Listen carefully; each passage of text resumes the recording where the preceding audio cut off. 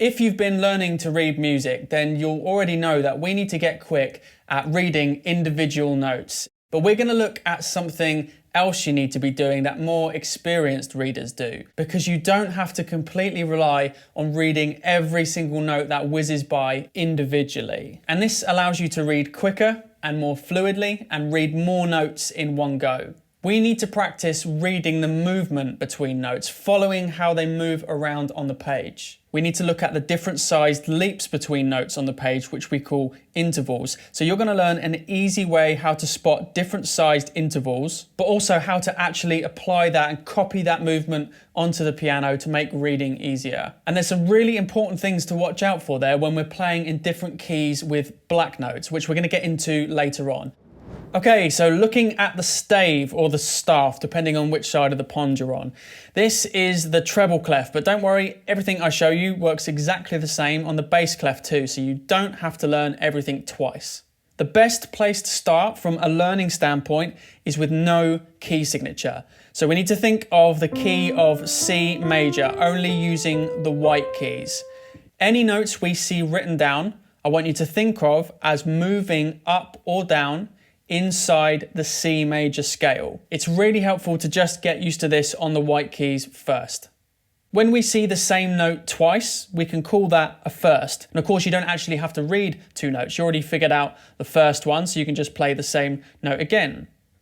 Seconds are right next door to each other on the staff. It's the closest you can get.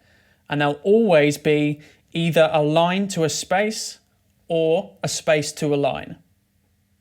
We need to associate notes moving a second on the sheet music with moving to the next note along the scale that we're using. Seconds are the notes next door to each other. So here's the benefit of thinking in intervals. If you just read the first note as normal, then you don't need to read the next one. So I could read this F and then just move up a second. If you see a series of them, again, you can just read the first note and then follow the pattern as it moves up or down.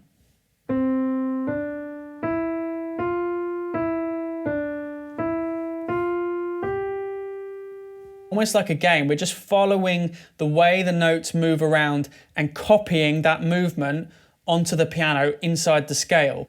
Melodic intervals like this are played one note after the other, like in a melody, so that's the way they appear on the page, and we read them horizontally. Whereas harmonic intervals are played together in harmony, so they're drawn stacked on top of each other. We read them vertically. Seconds are a little bit unique. They're actually kind of offset like this. Just because they're so close on the staff, the dots would overlap, but they would still be played together.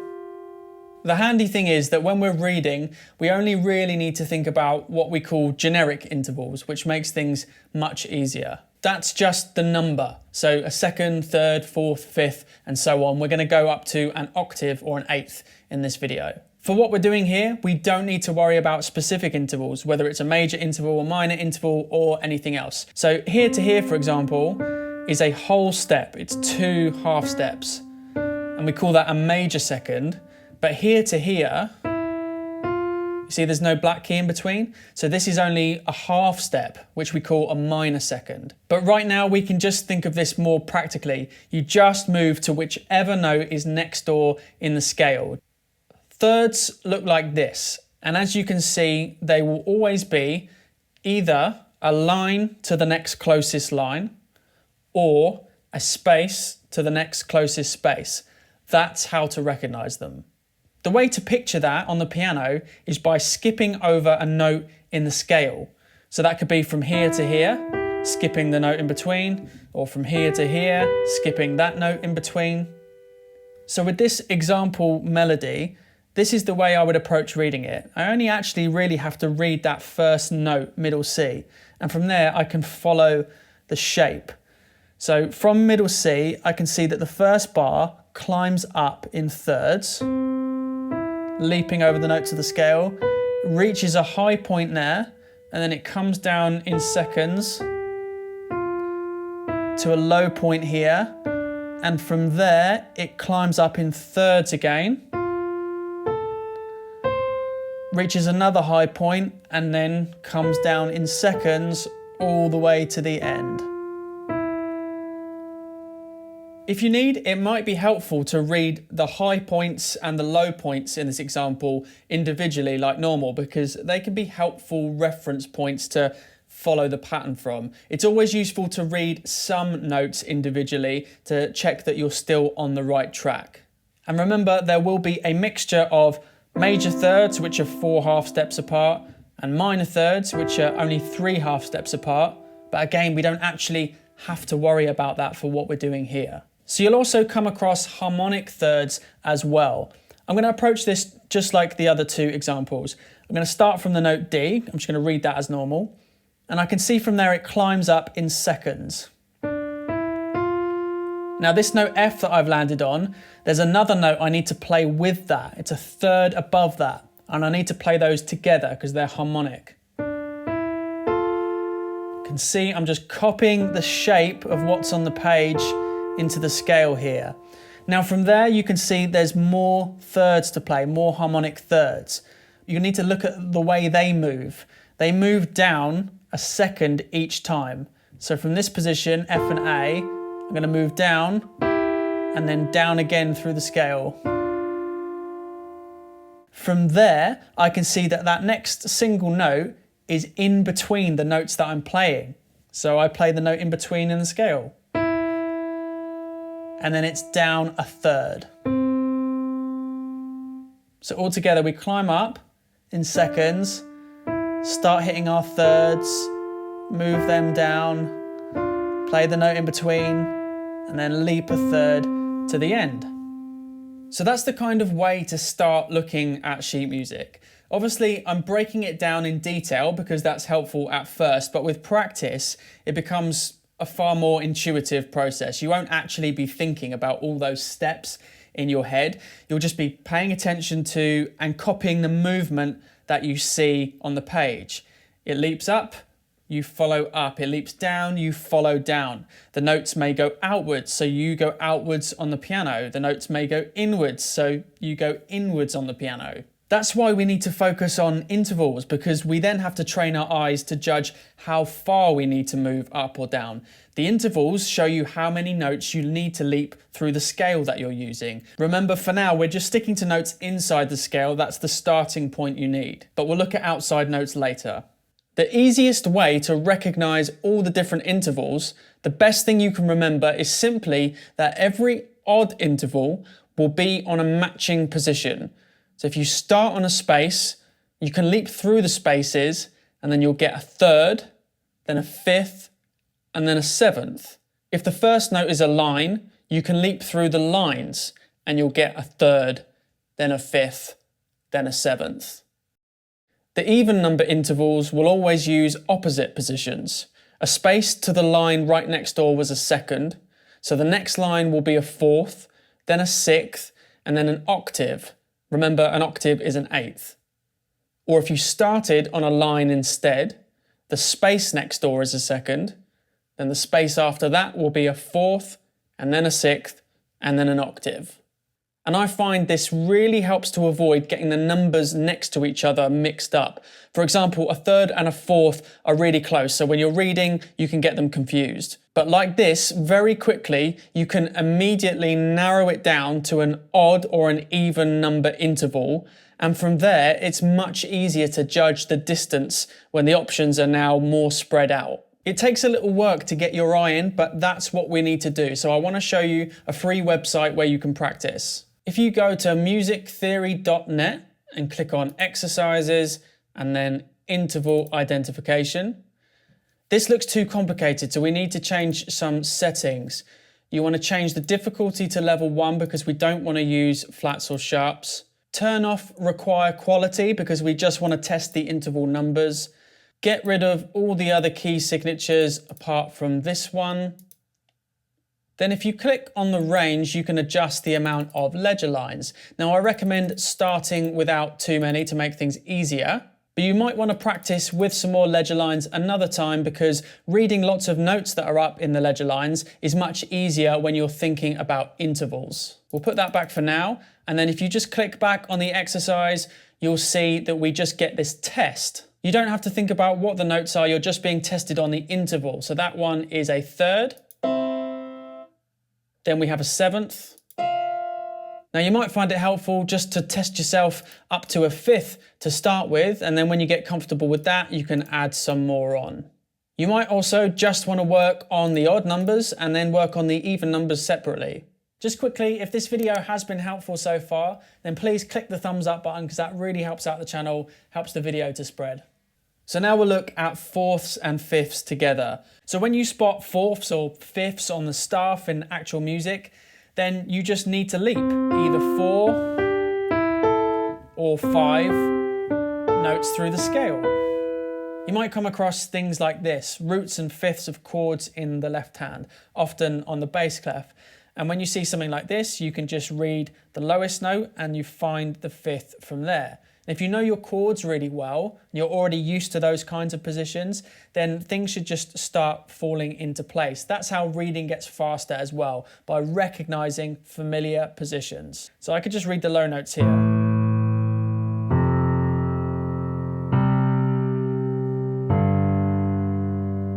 Another way that we often use the left hand is by breaking up the root, fifth, and octave of a chord. So the root of an A, the fifth of an A, and then the octave, another A on top. So the way that that looks spread out on the page is you would see the fifth, and then you see a fourth above that. So it's a fourth from this note to that note.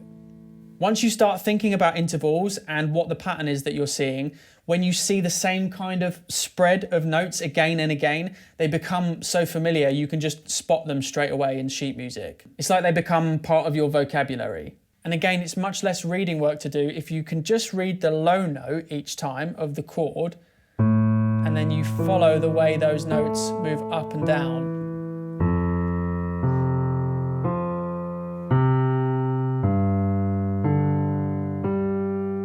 Notice the repeat here. Always look out for things that repeat because that saves you loads of reading work as well. There's something else useful to point out here as well. Look out for repeated notes. Instead of reading a fourth down from here, it's quicker if you just pay attention to the fact that these notes are at the same height, on the same positions. So you're just coming back down to the same note you already played a moment ago. In this example, instead of reading every interval from note to note, something like this, which keeps coming back down to an A, might be easier and quicker to read by following the movement of those top notes instead. So if we ignore the A's for the moment, those top notes would be E, and then down a second, up a second, down a third, up a third, back to the E we started on, and then down in seconds. So I'm thinking about that and I'm just playing the A in between every time.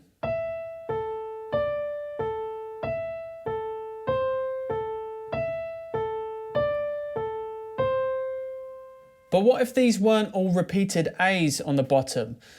Well, we could actually still use the same kind of tactic and follow those lower notes relative to each other. So we'd start on the A, and then it goes down a second, and then it goes back and forth, whilst almost following the top notes separately.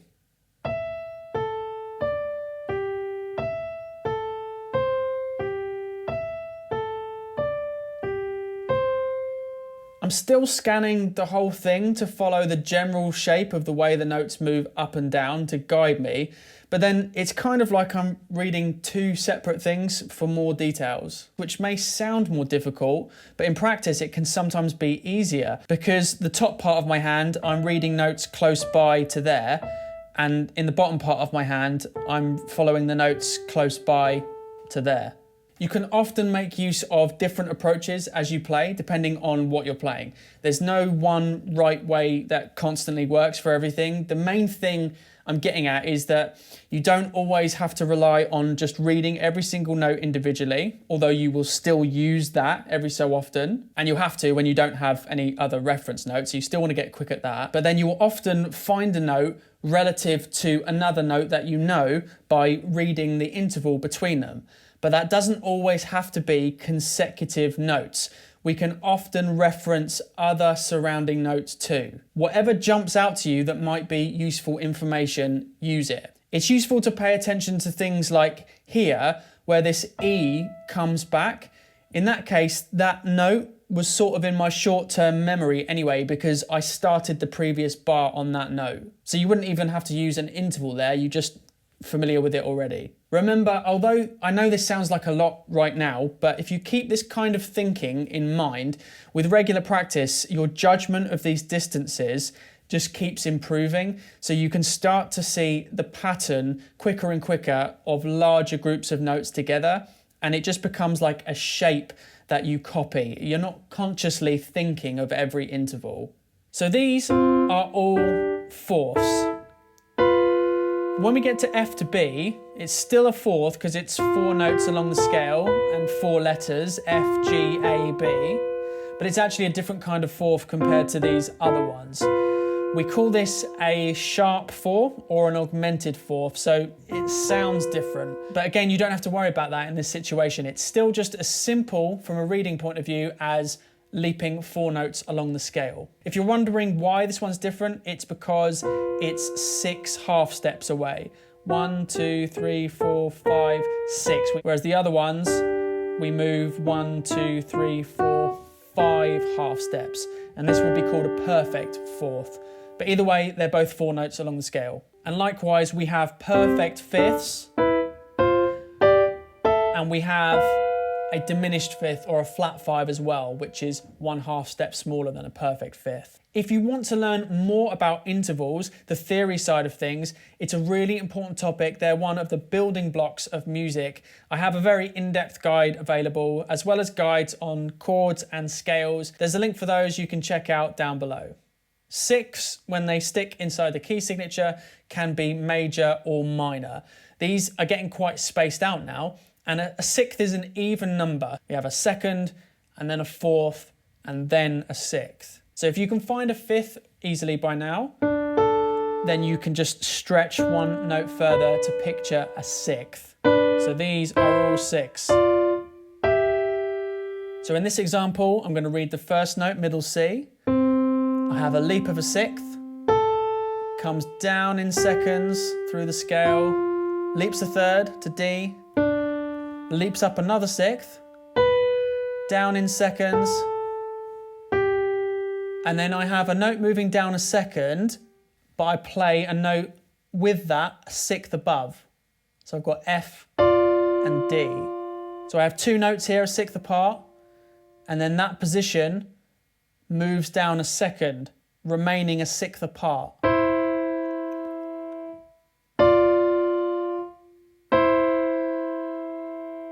Now perhaps this A or this B just popped out to you quickly anyway. If that's the thought that went through your head, then use that. But that may not always be the case. Sometimes the interval will be the easier option to find the note. So we want to have a mixture of tools that we can use to help us get there quicker in different situations. Sevenths are an odd number. So again, they're going to be matching positions.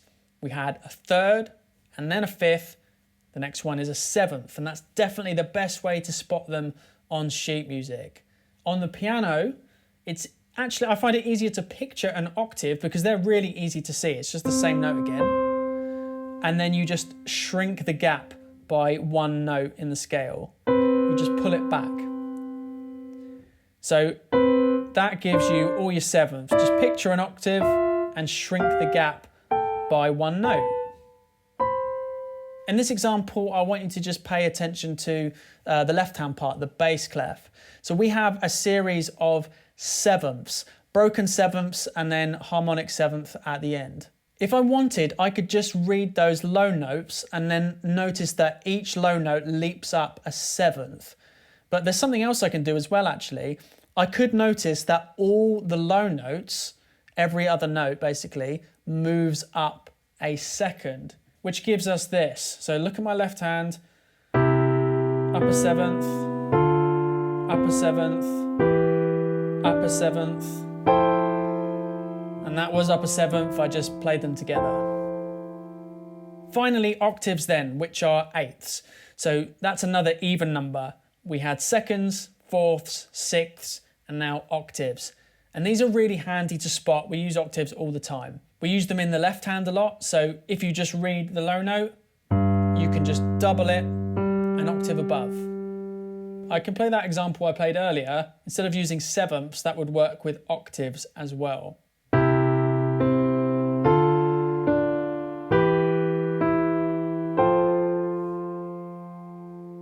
Intervals are really going to help you recognize chords too.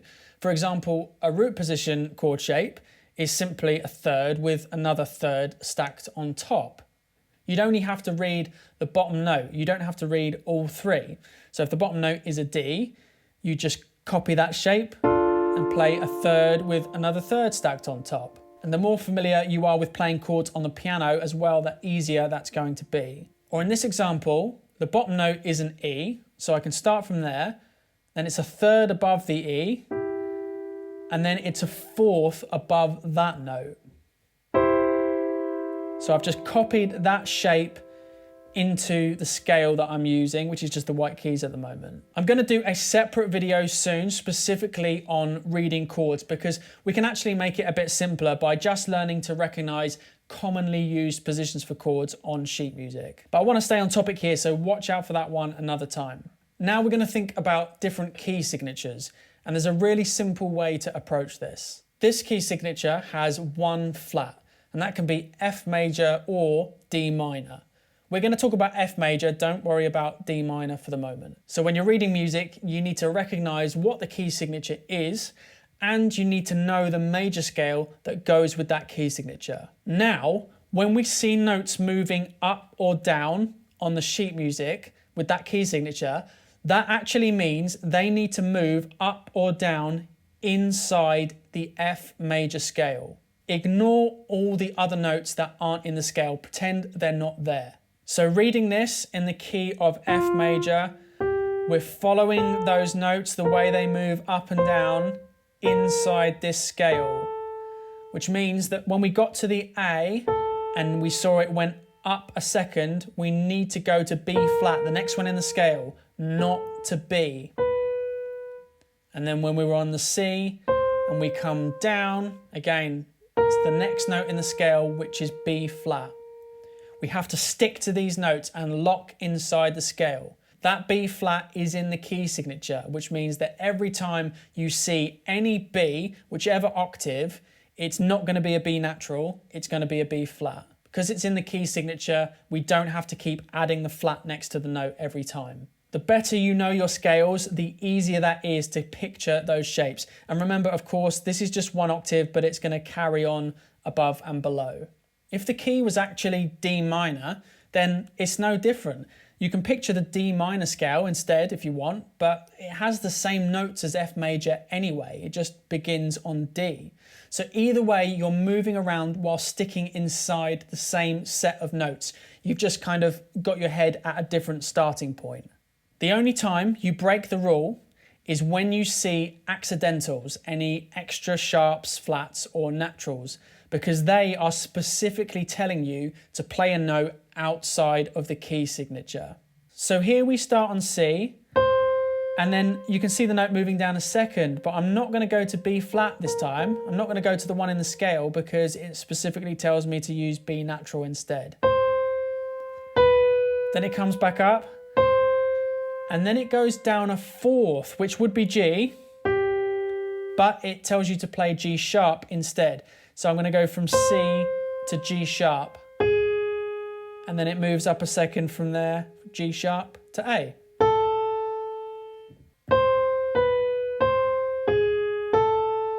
Stuff like that will take a little more practice to read.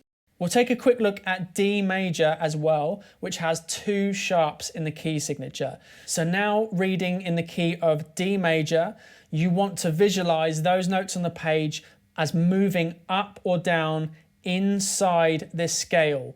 You need to lock into this set of notes. If you're not locked into the scale, it's very easy to make a mistake. Let's say you're on D, you see the note move down, you naturally just want to move down to the next white key. But you've got to think about the scale, and you would, in this case, move down to the C sharp. So in this example, I'm going to read the first note D, leaps up a third inside the scale, 1, 2, 3. Then leaps up another third from there, 1, 2, 3. It's a fourth from there, 1, 2, 3, 4. Down a second, next door in the scale. And then we've got down a second, but there's a third below that note. And then those two notes both move down. You see that? Both those notes move down inside the scale, so watch out for the F sharp.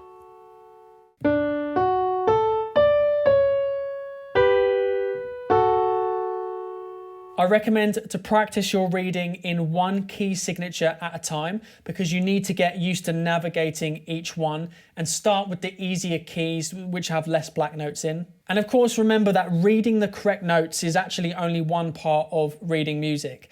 There's the rhythm, the fingerings, and the technique to think about. But if you do get faster at the note reading side of things, it actually frees you up to concentrate more on those other aspects. I hope that was helpful. For more reading tips, you should check out this video next. And if you are subscribed to the channel, make sure to hit the notifications bell so YouTube lets you know whenever there's a new video. Thanks for watching.